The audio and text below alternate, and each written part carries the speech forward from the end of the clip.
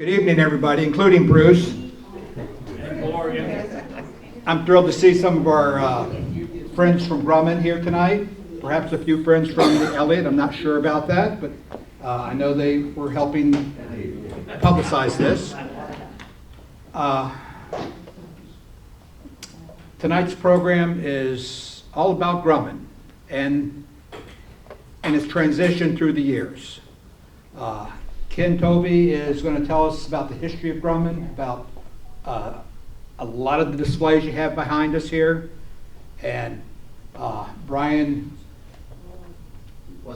Westphal, thank you.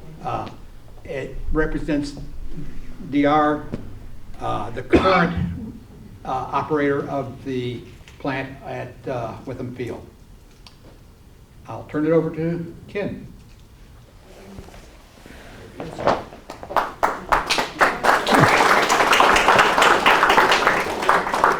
I don't have to sing. Okay. You can sing if you want. Bomb, bomb, bomb, bomb, bomb, bomb. Thank you, and good evening, folks. Thank you for inviting us. Are you ready for a couple of historic messages tonight? Yeah. Okay, first I must introduce my wife, Maddie. She's here taking my picture. We just celebrated 62 years of marriage. And thank you very much. Right now, I'm going to take you back 100 years. 1926, Leroy Grumman and 4 partners started a company in a cluster of garages in Baldwin, Long Island, New York, bordering the Great South Bay. They started designing and building airplane parts. One design was for pontoons used on amphibious aircraft, along with other landing devices. And in 1930, they designed and got a contract to build the first fully retractable landing gear for the U.S. Navy. The name of the airplane, XFF-1 fighter. From then on, they got many contracts for various aircraft parts and moved a couple of times. Few larger facilities.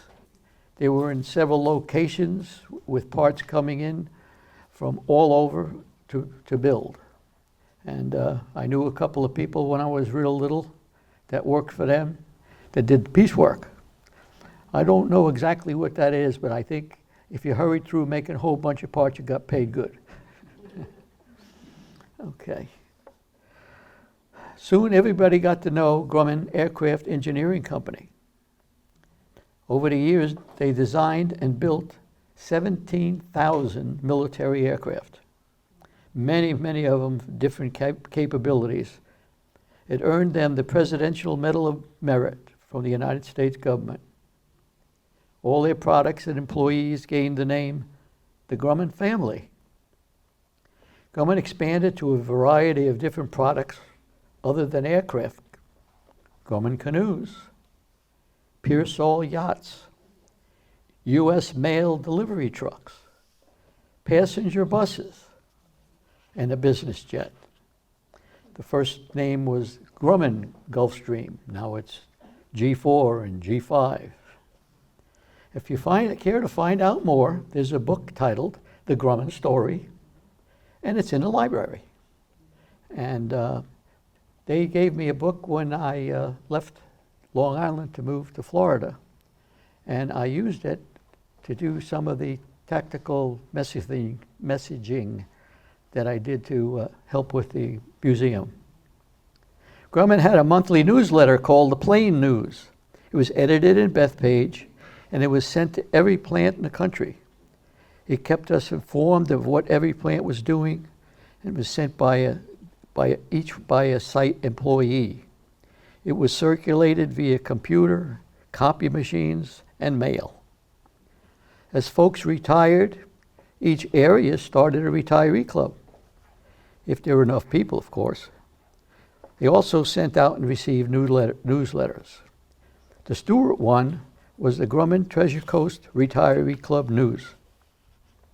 The club secretary sent in monthly information from the meetings to Bethpage, where they mastered them and were mailed to members of the clubs for everybody to read. I was a member of one of them clubs. I was vice president. Okay, I'm going to begin right now with the Elliott Museum.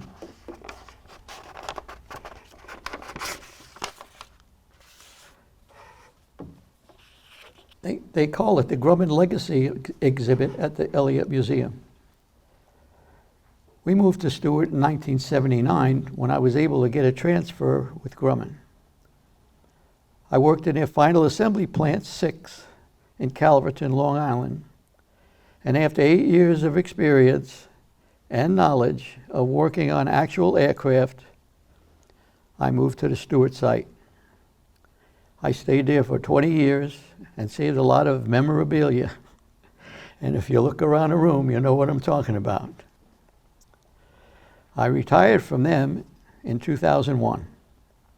I stayed a member of the retiree club, and they were all getting shut down one after another because the company got sold. I named them Grumman Heritage folks, so no matter what company they worked for or retired from, they were a part of it.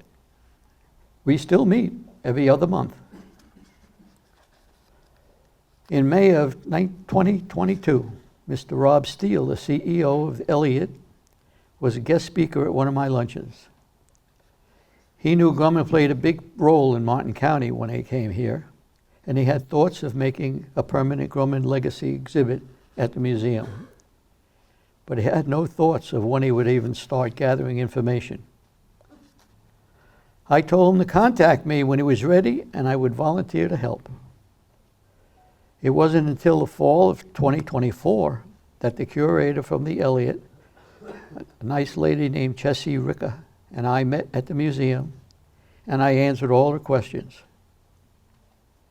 She came to one of our heritage luncheons, and she questioned all our group, all of about 20 of us, and she got some ideas and brought them back to the museum. I then brought her books full of pictures and information. And in January of 2025, she called me up. She says, I have to quit. I've got a sick mom. I'm going to have to stay home with her. And she steered me to Jess Robinson, who was going to take over for her. Well, we had another talk session, another visit to a luncheon, and she questioned if she could get a tour of the Daher plant. Ironically, Mr. Bryan, who's here this evening, came to our aid and gave us a complete tour of one assembly from a detailed part to a major assembly right up to the paint shop. It was fascinating to see it, even though I had worked there and done all of these things that I was watching all over again. In April of 2025, I was asked to call the daughter of the first manager of the Grumman site way back from 1950. Her name is Nancy Melrose. You may know her. I think she's associated here somewhere.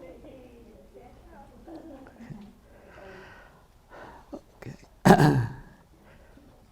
When her dad passed away, all of his models, pictures, and memorabilia went into storage. And she found them when her mom passed away.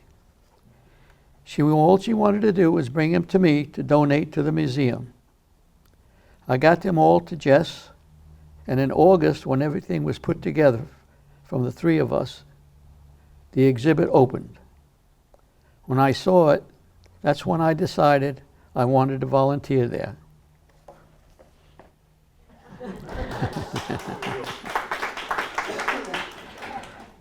If you have not visited that, you will find the history of the airfield dating back 100 years. And I can't stand here and talk to you about that for 100 years. I never knew some of this stuff. It was fascinating what went on in Stuart in those years. My advice is that you read everything if you go and you visit the Grumman exhibit. I'm going to go to page 3. Yes, ma'am. Oh, I'm sorry. Okay. I will. I'll be good.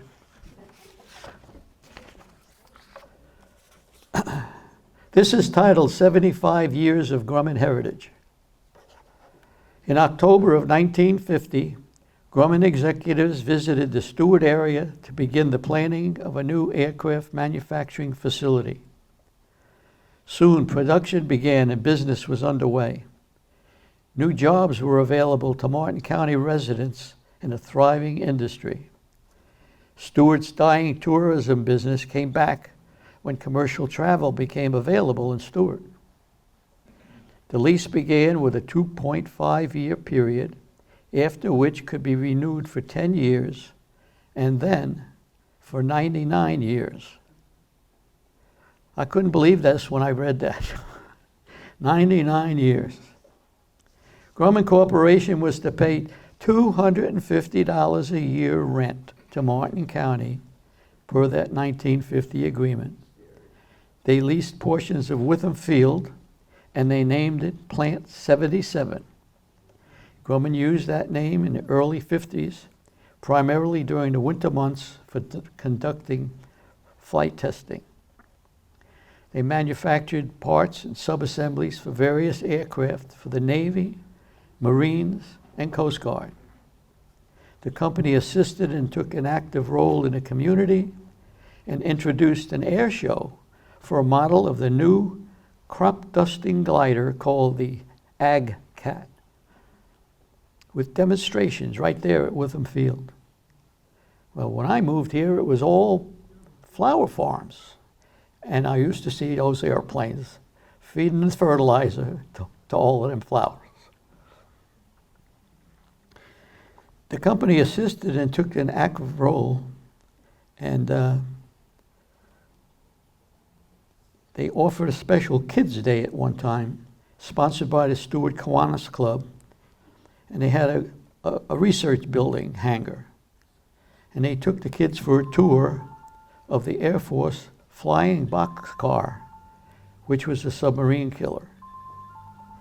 Navy aircraft were also on the screen, with movies on missiles, and air-sea rescue, and the Blue Angels flight team from the U.S. Navy. Grumman built the first jet plane that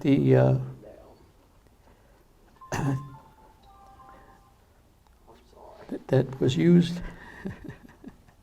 I lost my place. Okay. The Blue Angels flight team bought the first jet plane from Grumman, and it was used for the yeah. Okay. The Blue Angels. Okay, did I say that? Okay. In 1960, Grumman and NASA drew a contract negotiating the orbiting astronomical satellite. They called it the AOA. I was still in Long Island at the time, and they used to announce over the loudspeaker what these things were doing. They were going out and searching. I don't know what they were looking for out there in the middle of nothing, but that's what the job was. In 1960, they also invented or worked on to build a modern flight simulator so they could train aircraft pilots. They did this all here in the Stuart plant. In 1962, also for NASA, they constructed parts for the Apollo lunar module, which landed on the moon. There's a model of that in the LA Museum. Go take a look at it. Real cool looking. In 1964, they began to hire 50, 60 new employees for production to begin the work on the OV-1 Mohawk aircraft for the U.S. Army. This led to a new hangar being built for that production.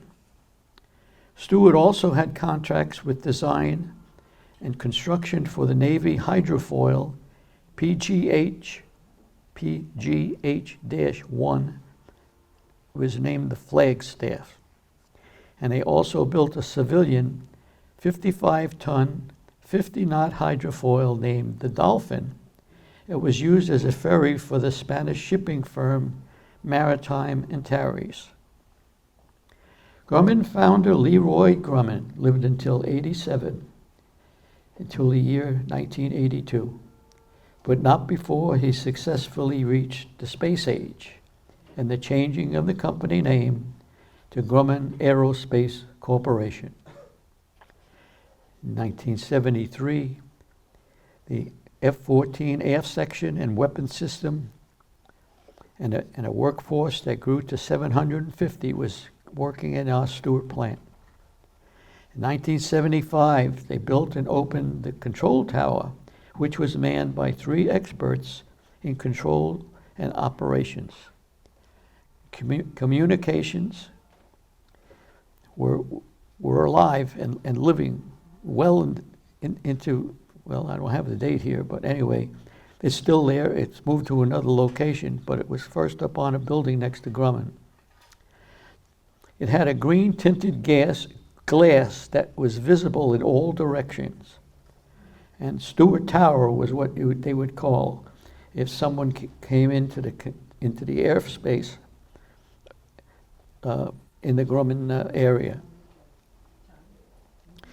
In the late 1970s into the 80s, Stuart grew with employees and received the growth at the airfield. Stuart contracted from Sikorsky 5 major assemblies for the CH-53 helicopter. There's a picture over there somewhere. Take a look at it. I worked on that guy.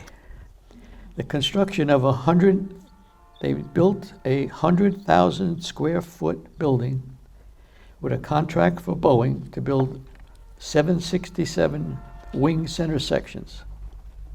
They also modified engines for the DC-8, and the workforce increased to almost 1,300 people. Gulfstream 4 and Fokker nacelles began in 1986, and in 1992, the Boeing 777 wing flaps. Engineering was released for the F-14A Tomcat, like it was used in the movie Top Gun. And there's a model of the F-14 at the LA Museum, and every time I get a bunch of kids that come in here, I make sure I show them to them. They took, and the reason for the upgrade was they took the engines that Pratt Whitney made, which were changed to General Electric engines. The engines were shorter, so it required rework done to the firewall section of the tail section made in Stuart. New parts and rework was required and installed before being shipped to Calverton, where they were joined with the rest of the airplane. After all the modifications were finished and the first F-14D rolled out the door, they flew one over Grumman and gave it a flyby. They called it the Super Tomcat. Everybody was out in the field watching this guy go by. All the while that was going on, Grumman existed in Stuart. Volunteers there were involved in numerous endeavors. They volunteered at United Way, at fire departments, as ambulance drivers, in churches, Boy Scouts, Girl Scouts, band parents. Guess what? We were band parents. Little League baseball, football teams, and the Martin County Fair. They held fundraisers from pizza trucks for nursing homes and orphanages. We participated in canned food drives, also school supplies. They got involved playing golf. They went bowling and other sports. We delivered turkeys for Thanksgiving and Christmas. Everyone had a service club that they were comfortable with, like the VFW, the Moose Lodges, the Elk Lodges, and the military clubs as well. And the famous March of Dimes Walkathon. Businessmen in and around Stuart prospered from all our employees. My wife Maddie worked for the eye doctor that supplied Grumman with safety glasses. She was asked if she would mind coming to the plant and fit them so the men or ladies didn't have to go back to her office to get it done. She saved time and money for both sides. Her office also gained if there was a family member that needed glasses. They usually got the business. In 1994, Northrop bought Grumman Aerospace for $1.2 billion. They changed the name to Northrop Grumman Aerospace. They had many plants in different locations and began to move all military assemblies to some of them. They asked employees to relocate if they wanted to those plants. I was asked to stay and work on a conversion team that was moving parts from Northrop plants to the Stuart plant. We were just completing the task when the start of what became Desert Shield just before the Gulf War was developing. They purchased an upgraded Boeing 707 passenger jets for reconnaissance and made black boxes for the electronics right in Stuart. The A-6 Intruders were brought to Stuart to be converted into fuel tankers for the Boeing aircraft. Milledgeville, Georgia built the Kevlar belly for the equipment, and that came to Stuart via truck for installation of all the equipment. They went to Melbourne and were flown out there until they were retired after the war. Northrop Grumman tried to close down the Stuart plant, but Boeing would not let them move their products to a Northrop plant. So they sold the plant to Vought Aircraft Industries in the year 2000. They held a party for the 50-year celebration of the Stuart site. I can't believe it's 50 years ago. They got everybody outside and they took a picture with us shaped like the number 50 from a very high ladder. I searched for that picture in my displays, in my house, in my garage. I couldn't find that picture. I would have loved to have brought it in here to show you guys. Around Thanksgiving time in the same year, they sent out a notice that they were offering a retire early package for anyone born before 1946. As long as they retired before January 31st, 2001. I took the package and found about 60 of us were going to take the buyout. They had free sessions on how to make a smooth transition for all the benefits and insurance. I must say things went very well for me, and I don't regret it. The folks that stayed set up a retirement party for all of us at the Stuart Elks Club.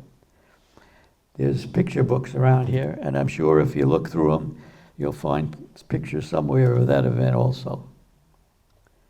And Maddie continued to fit eyewear at Vought. Anyway, Vought sold the plant to Triumph Aircraft. I really don't know the date. And Triumph didn't like the fact that Maddie's office was the only one offering that service. So she was told not to continue going there. All the folks that knew her, though, continued to go to her office anyway. After a few years, Boeing was not happy with the service that Triumph was giving them and somehow gave the contract to Daher Aerospace. Daher seems to have gotten the Boeing contracts under control and kept the remainder of any original Grumman employees who did not retire out or if they worked as job shoppers. I think I can, as far as I can go with that. The year 2025 was the 75th anniversary of the Stuart site, and we celebrated on September 14th with 75 years of Grumman heritage at the Elks Club. And I want to thank you very much for your attention. I now have the pleasure of introducing a training chairman from Daher Aerospace, who will bring you up to date on what's happening at the old Grumman Stuart site now. It's an honor having you come and share a little bit of that history of Grumman and what has gone on over at the Wickham Field in the last 75 years. They're ready. Please welcome Brian Westphal.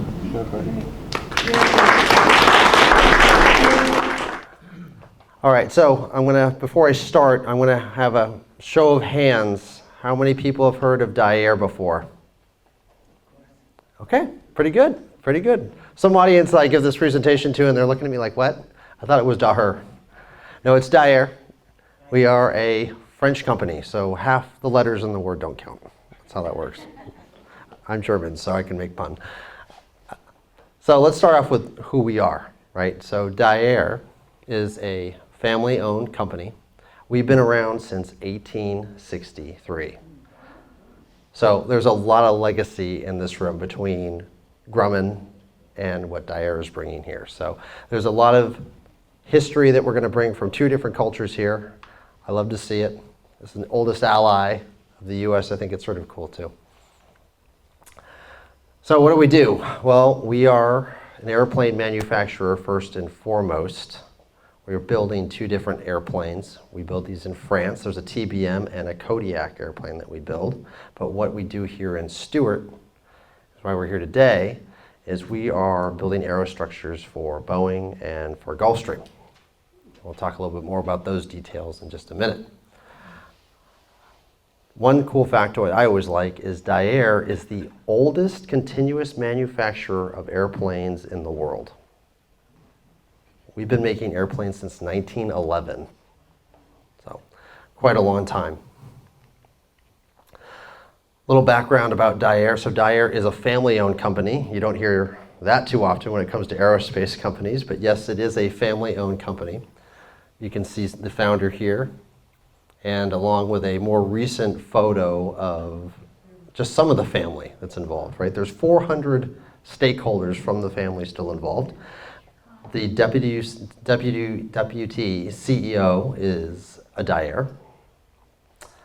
The chairman of the board, who just recently retired, was a Daher. The CEO of the logistics division is a Daher family member. So that's a continuation of a family-run company, which I think is great because you really have that home feel when you come to work, right? It's not necessarily a business, it's a family. Some key factoids, these are from 2024, so they're a little bit different now. In 2024, we had 14,000 employees. We are now up to 15,000 employees. Really big thing, as you may know, there's more and more people who like to fly. So there's 2.5 years of already pre-sold airplanes that we make, right? That's not even including the Boeing side, right? But between our TBM and our Kodiak airplanes, 2.5 years of it have already sold. So if you really want an airplane, I get in line now. You're going to be waiting a little while. Countries that we're present in, 15. The US represents a large portion of sales here, but an interesting fact is one up-and-coming country that's buying a lot of airplanes is Brazil. We're seeing a lot of sales of private aircraft in Brazil, so we're opening up new ventures there. $2 billion in revenue, so you have a $1 billion company here in Stuart. It's a big deal. Other things here, talks about revenue here. Again, we talked about international markets, distribution of revenue between industry and services. Daher actually has 4 different divisions. So it's not just aircraft and industry is what we are at Stuart, but we also have logistics and a services division. So there's a lot of split in what we're doing. Here's the cool map. So top left, you have Sandpoint, Idaho. We recently acquired that. That is currently the manufacturing site of the Kodiak airplane. Beautiful, beautiful landscape. You'll be able to see a video about that in a minute. Then farther down, we have Nogales. So we're doing composite repair, composite work, sub-assembly work there. We have a site of about 50 employees that represent the industry division. A lot of the work that's done there goes to Airbus airplanes. We're working with both Boeing and Airbus. On the very bottom there, you have Mobile, Alabama. 2 things are happening. There's a lot of logistics that are working with Airbus. There's an Airbus site in Mobile. We also have a training center there, which is very close to my heart as the training manager at the site. We have our corporate office in Fort Lauderdale, which has about 20 individuals now. We just opened that in 2023, and that's rapidly growing. Pompano Beach has our MRO for TBM airplanes. So if you're an owner of a TBM, you're going to go there. And then, of course, Stuart, which is the largest site in the US. Currently, we're employing about 550 individuals. And we are always hiring. Okay, so a little bit about Daher. They've been recent into the US market. That's why I asked the question how many people had heard about Daher. And I'm so happy that so many raised your hands. It's really great to see. You're going to see more and more of Daher in the US. That's going to continue to expand. There's continued investment that's going to happen here. Stuart, Florida is a really big thing because the new final assembly line, which I'm going to show you a mock drawing of, is going to be the home of the TBM. That's the plan, to have a final assembly line for TBM and the Kodiak eventually, right here on the flight line. So you're going to see more of these planes here, which I think is really exciting. And again, this is sort of a recap of the other spots that we have in the US. Okay, so we're going to go backtrack with what Ken talked a little bit about when it came to Triumph. Triumph came here in 2010, and then we acquired it in July of 2022. So we've been here, we're going now into our 4th year. I've been with the company 3 years now. Again, the goal was to expand into the US, and we have taken over a lot of work, all the same work that was originally here. We're still doing it. So we are handling Boeing products. It's a 767, 777, and then for Gulfstream, we are doing the G650, the 700, and the 800. So 2 major programs are still happening here at the site, and we're continuing to bid for new work. We're hoping, crossing fingers for something made with 737 soon. Because this is about heritage tonight in a lot of ways, I think it's really important to realize heritage still exists here at the Stuart site. So in HR, once you are hired, you are walked down a hallway towards a cafeteria and then ultimately out into the corridor where you're going to be working in the main buildings. And in this hallway, there's all these newspaper clippings. We have an article about the 50th anniversary that's there. We have photos of the clamshells being built in 1974. There's pictures of boats that were actually originally manufactured here at the Stuart site as well. So this is still alive and well. As part of the communications team, I continue to update this, and so future generations can continue to see the history that's at the site. Okay, so here is the KC-46A tanker. So this is one of the things that we're working on here at Stuart. On the top left, this is going to be what we call Section 48. So Section 48 is one of, really the only thing that we have that makes us an ITAR site. So we are a fully secure, locked down, DoD type of site.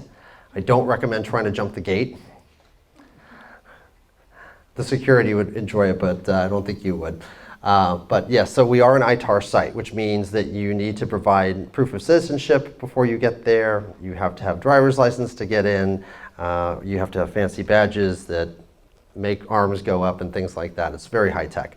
But we do the clamshell for Section 48. So what's really cool about Section 48? So Section 48, when it comes to the tanker, is where the boom comes out. And the boom is what will connect to a fighter jet in midair to refuel it. So that's what we're building there. The clamshell, or the Section 48, is shipped in 2 halves, and then it's assembled all together with the vertical and the horizontals in Everett, Washington. We ship most of our parts by train, right outside, all the way to Everett, Washington. That trip takes 27 days. You don't want to miss a delivery. If push comes to shove, we can ship it by truck. It takes about 10 days. And if the GM has his hair on fire, we can ship it by something called an Antonov, which is what they ship tanks in for the military. And we can get it there in 1 day at a cost of $1.5 million. That's only happened once. Let's hope it doesn't happen again. Okay, so what else do we have here? Bottom left, we have what many people, when they come to visit and they see the thing on the bottom left, and they go, wow, those are great wings, that's amazing. I go, that's not the wing, that's the horizontal. That's the little tail part that's on the side of the airplane. That's what that is. Wings are a lot bigger. But we do the horizontals for 767, for the tanker and the freighter. The freighter's important too, right? You're getting your packages on freighters. So if you're getting your UPS package, your Amazon package, good chance it's coming on a freighter. So it's important variation of the airplane that we're building too. Bottom right, that's probably the biggest one. That is the most important one. That's the jewel of our site in a lot of ways. That is the wing center section. I have a 3D model of it, so after my presentation, you can feel free to come up to that. That is the heart of the airplane. That's the heart of the 767. It's where the wings connect. It's where the fuel goes. It's the center of the fuselage. No plane is getting built without that. It's 3 stories tall. It's a couple 100,000 rivets that are installed in that thing. I've probably got about 150 mechanics that work on that alone. Just that build right there. It's been around, we've been making the wing center section since 1980. So that wing center section is older than I am, how long we've been building those things. But it's a beautiful build. And then top right, which is actually an interesting factoid, it's the doors, 767 doors, and it's the hardest build we have. I would say the average mechanic who's been in there is probably about 30 years. So you've got to have a lot of years to be building doors. And if anyone remembers the news a couple years ago, doors are very important. None of our doors have fallen off an airplane. Let's just be clear, okay? I think one thing that's really important here when we're talking about the airplanes and what we do here at Stuart, it's a little bit different than what you may be familiar with in modern times, right? In modern times, there's a lot of automation. There's a lot of robots. There's a lot of machines. There's a lot of conveyor belts. Not here at Stuart. These mechanics are craftsmen. They are artisans. These planes are hand-built almost entirely. We have 2 or 3 robots, but the vast majority of what we do is handcrafted. So a lot of experience comes into this. There's a lot of training that goes into it to make sure that we're doing the right thing and making sure these airplanes stay in the sky. Next up here is we have Gulfstream. So there's the G650, the G700, and the G800. The G650 is now technically defunct. We're moving on to G700, G800, and we are doing the flaps for this airplane. So if you're watching a TV show and you're seeing an executive that's sitting there with an old-fashioned, a big private plane, he's probably in a Gulfstream.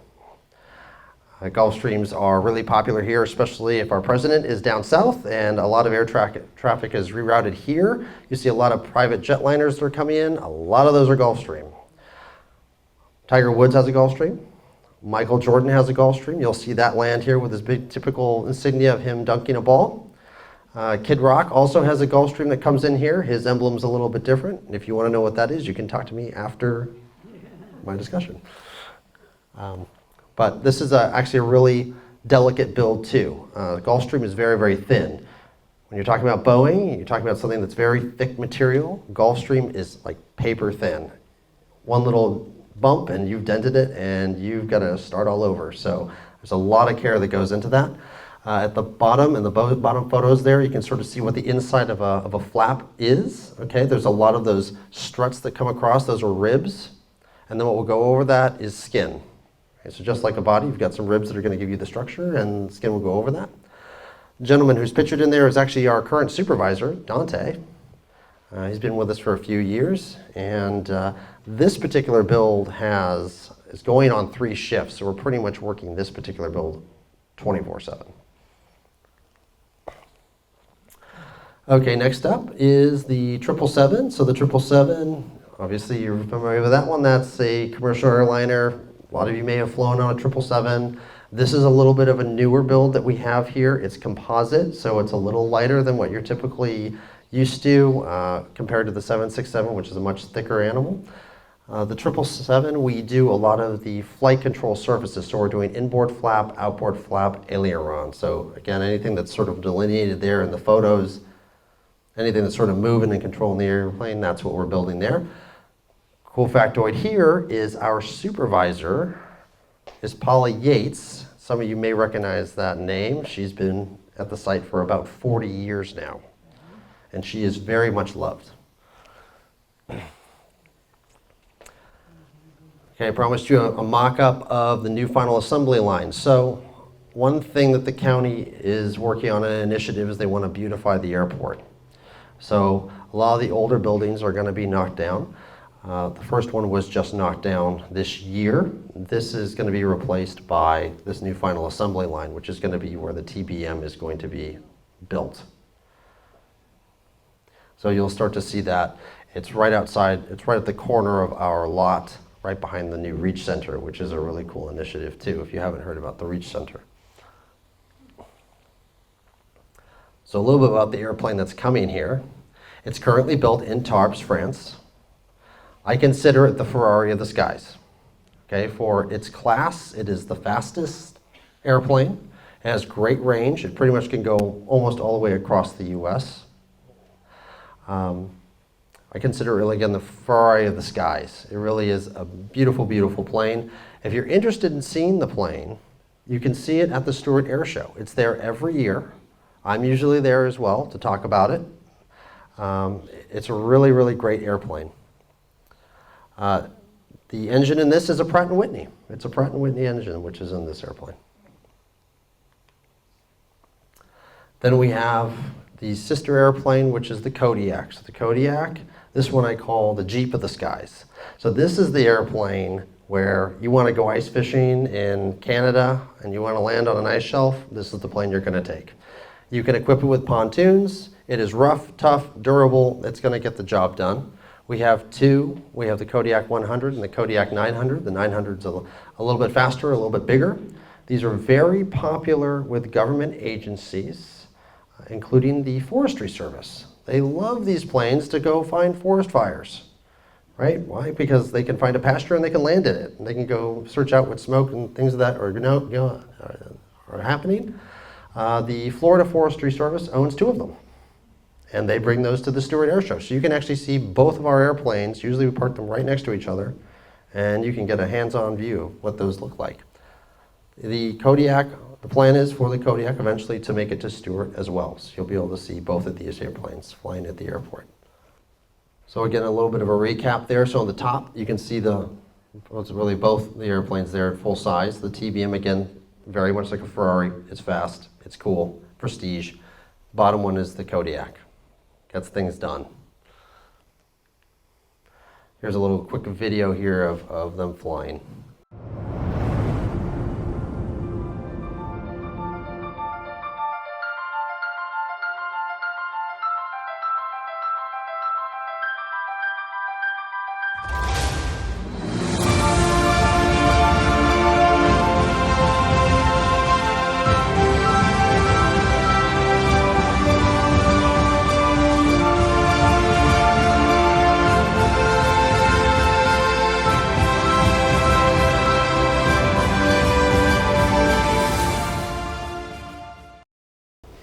So that just gives you a little brief introductory on what the planes are doing and what they're looking like.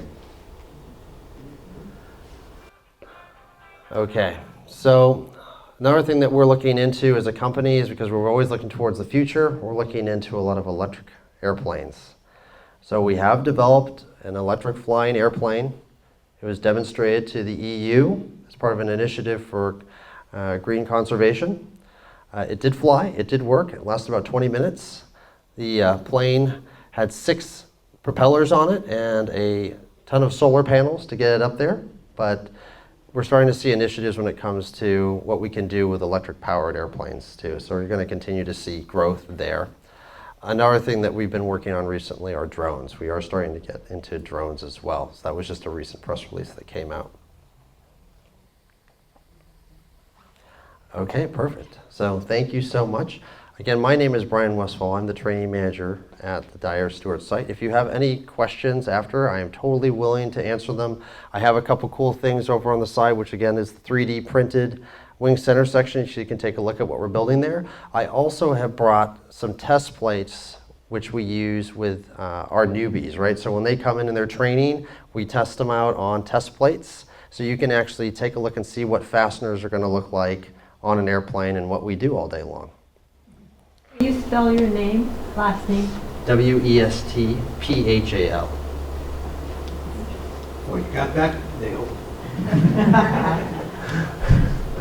We build airplanes. There's a lot of complicated things going there. Okay. I was curious, where's most of your design work done? Is that in France? Design work for the TBM is done in France. Design work for the Kodiak is done in the US. And obviously for our customers, it's done in the US for Boeing and Gulfstream. Good question. Out of curiosity, what is the retail cost of a Kodiak? The 900, I believe right now is 1.8 million. What's the TBM? That's in the low threes, 3.2, 3.3. Does everything you build get shipped out in those unusual looking rail cars? The vast majority, yes, they do. They come in those specifically built rail cars, yes. Why does it take 27 days to get from here down north on a rail car? There are quite a lot of stops that are happening on the way. And it's not necessarily going in a straight line. It's going way north before it goes west. To pick up what things, These are good questions. What does the designation TBM stand for? You know, I don't know the answer to that.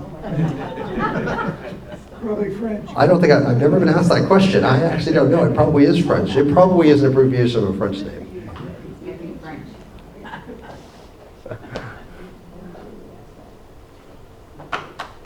Thank you very much.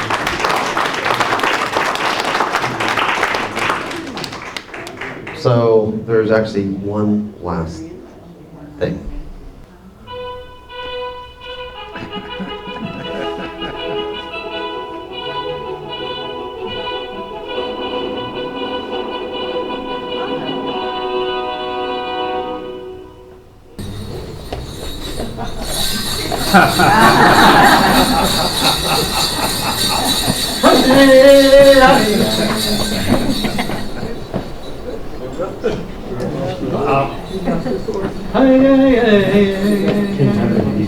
Hi, how are ya? Hi, how are ya?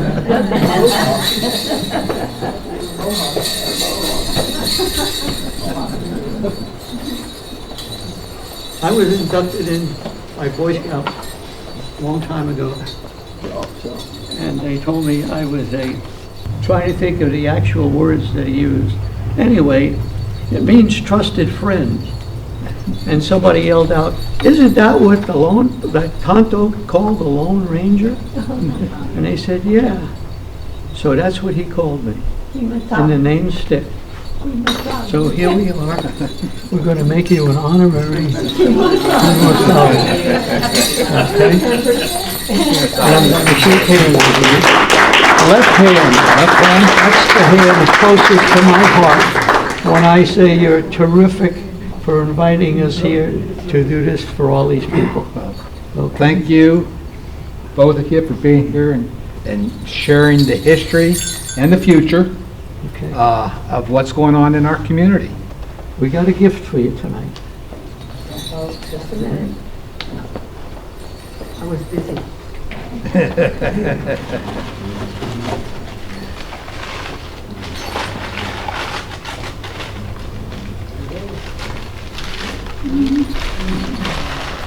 On this glass is engraved the word Grumman. There's 6 of these and they're for you. And you can either drink your wine or water or anything you want out of them. And if you'd like to give them away to the museum or somebody that works for the museum, be our guest. Well, thank you very much. You're very welcome. It's been, It's a I've pleasure. got to get that out of my, I'll never see straight again. Yeah, it's been my pleasure to have you be a part of our little organization here. I gotta give you a fender to remember me by. It's a Grumman blues. I lost. How about we put it around my neck? There you go. Very dashing. Tuck it into my collar. There we go. There's 5 more of them in here for you. Ken, thank you so much. You're very welcome. Thank you for introducing me there, Mr. Bryan. Appreciate it. I handmade this. I use this and I have a gift from Native American that I got. And I do it at Eagle Courts of Honor, and each Eagle Scout will get a picture from me if I get invited to the. And Ken, as much as he has this history of Grumman, he's also been involved in the local scouting organizations, and 48 years. He's not sitting around, letting grass grow under him or over him. Again, thank you everyone for being here tonight. Looking forward to seeing you next month. We're going to have a presentation regarding the history and the archaeological finds at the Tuckahoe Mansion. Please stay tuned. Just so you're aware, the city's going to have something going in the big room. We're going to be here, and I may keep your eye on your thing. I may announce that we're going to start it a little bit later, or maybe have some coffee beforehand, just so we can maximize our exposure. Okay? Thank you for being here tonight.